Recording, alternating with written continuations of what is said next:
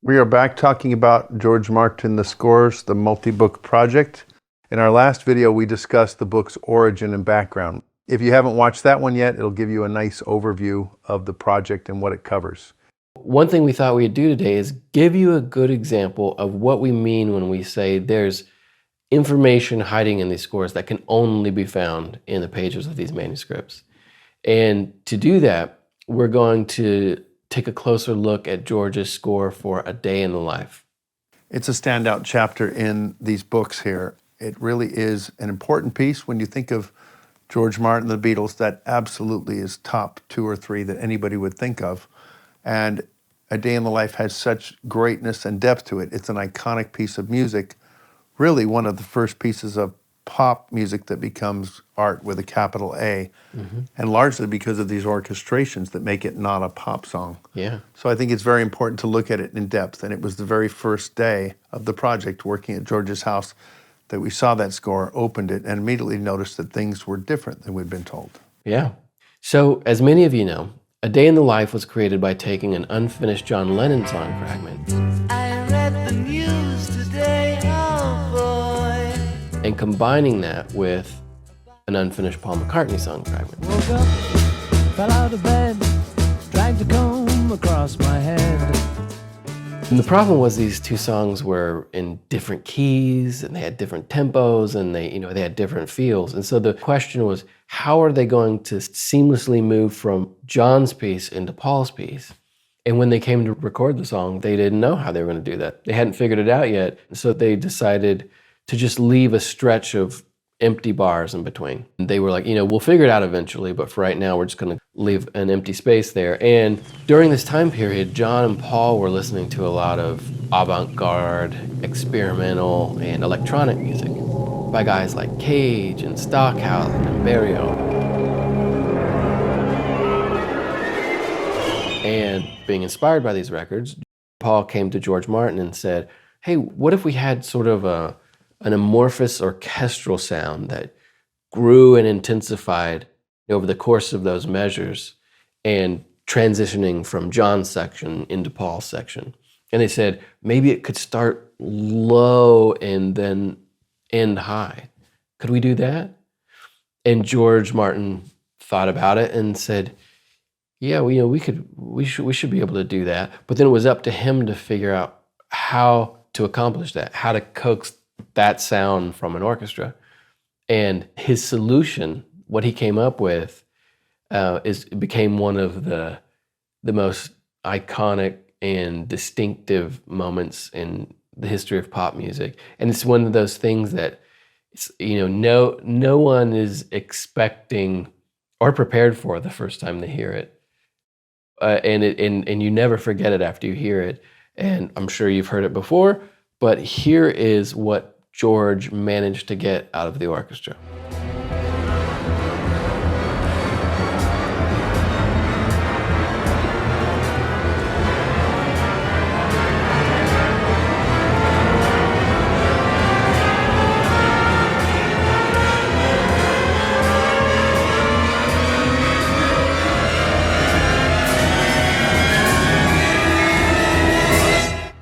The famous crescendo from A Day in the Life.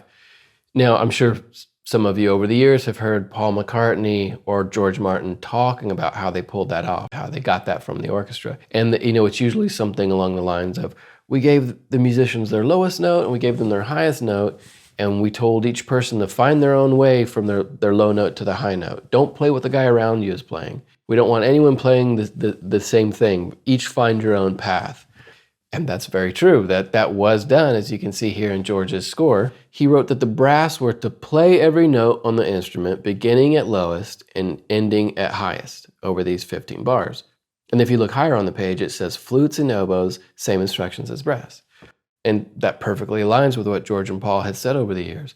But the first day at George's, as we're looking through that score, we see something at the bottom of the page that has never been mentioned at all. And if we zoom in here, it was a part he wrote for the double basses.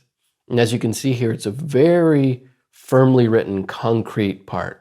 meant to be played exactly as it was written, with no improvisation or experimentation at all for the duration of the climb. And that had never been mentioned before. And if you look above the double bass part and the cello part, you see he's written col bass. Now that word there, col, C-O-L, that's an Italian word that means with the. So col bass means with the bass. And it's just an instruction that means that the celli were to play the same part that had been written for the double bass. It's a shortcut arrangers can use to keep from having to write out an identical part a second time. And if you look higher on the page, in the bassoon and contrabassoon, you see the exact same thing, col bass. And so what George was doing was he was taking the four lowest elements of the orchestra and he was assigning them this very specific, very carefully crafted part that they were to play as is for the duration of that climb with no improvisation. And of course, when you listen to the record, it's difficult to hear that part in there. There's so much going on. So what we've done is we've gone in and recreated that part using samples so you can hear this part that George had assigned to the lowest elements of the orchestra.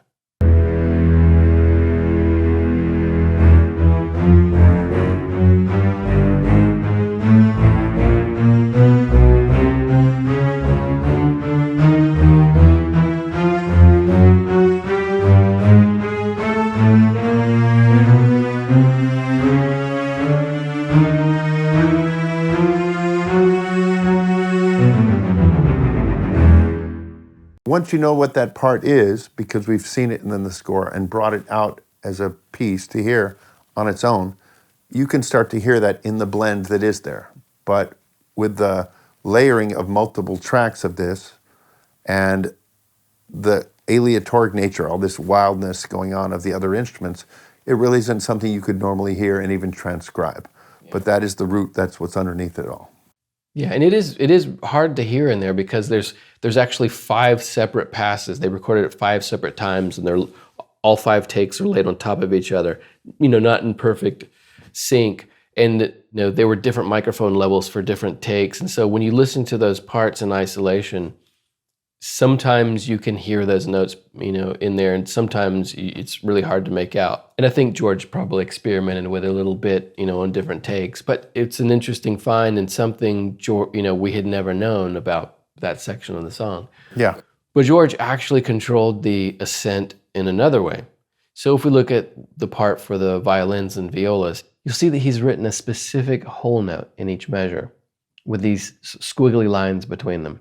These squiggly lines are actually instructions for the players to slide from note to note. It's called a glissando. And you can see at the top, George has spelled this out very clearly. No fingering, slide. He wants them just to slide their finger along the string from one note to the next. Now, these notes that George has provided in each measure are basically guide notes, or signposts, as he called them. He said he gave the players signposts. And then George has written, these notes only indicate roughly where you should be. And what he was really saying was somewhere in this measure, you should hit this note. You have to be sliding the entire time, so it's up to you where you hit the note. You can hit this note at the beginning of the measure and then slowly slide your way up to the next note in the next measure, or you can slide into this note and hit it at the end of the measure before moving on to the next note in the next measure. However you do it is up to you. Just don't do what the guy next to you is doing. So what George was doing was he was pacing the upper strings. He was making sure they didn't move too fast or lag too far behind. Because you can imagine, left to their own devices, some of those guys would have gone up. They would have gone up too quickly, and then they would hit their upper note too soon, and they'd just be hanging out there with nowhere else to go. And so by doing this, he controlled the rate of their ascent. It was a good example of George understanding the psychology of his musicians and knowing what an orchestra needed in order to pull this off. How much structure they needed and how much freedom he could give them. George was quite clever and being intelligent about this before he'd ever done something like this. This was a very experimental, they call it aleatoric, when it's not structured and the notes are not specific. It's a lot of chance involved, and he knew that that could become quite a mess. So while they wanted that effect, he didn't want it to be completely random, completely wild. So he actually wrote this as structure, as a backbone, so that the piece could have some shape to it, regardless of what the experimental sides were doing. So certain instruments had their parts written, and he's writing for everybody crescendo, poco a poco, which, again, using Italian terms, as you do in music, we explain that. Crescendo is very simple. We all know that means to get louder, but poco a poco means little by little. So get louder, little by little. And he's drawing that in for some people as a long swoop, but other parts have an actual figure that plays up steps or rising throughout the piece, and dynamic markings that he's put in specifically to make it get louder at the right places. So George was intelligent enough to know that before this session, it could get out of hand. And I think we need to build that structure in. You wouldn't even hear these parts on an isolation of it very clearly, but when we've got the score, we can hear what the cellos and basses are doing, for example. Now when you listen back, you can hear them hiding in there, but it's not something any transcriber would ever be able to write out. They always talked about the part that was experimental. George and Paul McCartney specifically mentioned it over and over again, but that's because it's the part that stands out. But the truth is, it's a mixture of two things. It's a yin and yang. One is structured and one is less structured. Yeah. So these scores had another unique way of giving us insight into George's mind, into his thought process, into his approach, into some choices he made along the way. And again, it's something we hadn't been anticipating really at all when we first started on this project. And this score has a really good example of what we're talking about in it. So we're going to look at the middle section. At the end of that section, after the line, "Somebody spoke and I went into a dream," the orchestra comes back in. And I went into a dream.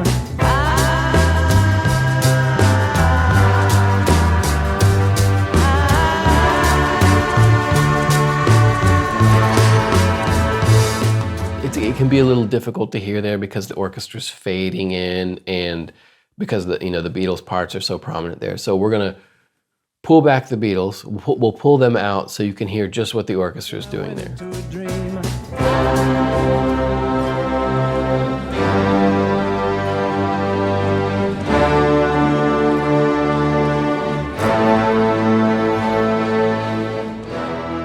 So what you're hearing there is unison octaves. So every instrument in the orchestra is playing the same note, but in different octaves. So it's the same note spread across the spectrum of the orchestra. And if we look at the score page here, we can see where George has done that. So if you look in violins 1, you'll see C and G, and then down here in the cello part, written in bass clef, it's also C and G. And then there's instructions for all the other instruments to play those same parts. There's that COL word again, C-O-L, that same shortcut telling the other instruments to play these same parts. And higher on the page, there's also instructions that those same notes be copied into all of the instruments. So yeah, that's exactly what we hear on the record. But if we zoom in on the violin part, what you'll see, and some of you have probably already spotted it, you'll see that George had originally written different notes in the violins and then changed his mind and erased them. So he had originally written a harmony part here. Originally, the violins weren't going to be playing the same note as the rest of the orchestra. They had their own part. And even though he changed his mind and erased them, we can still see those notes that he wrote, which means we can go in and recreate George's original vision for that part, what he was originally thinking should go there. And so if George hadn't changed his mind, and if he had left in that harmony part in the violins, it would have sounded something like this. Smoke. And somebody spoke and I went into a dream.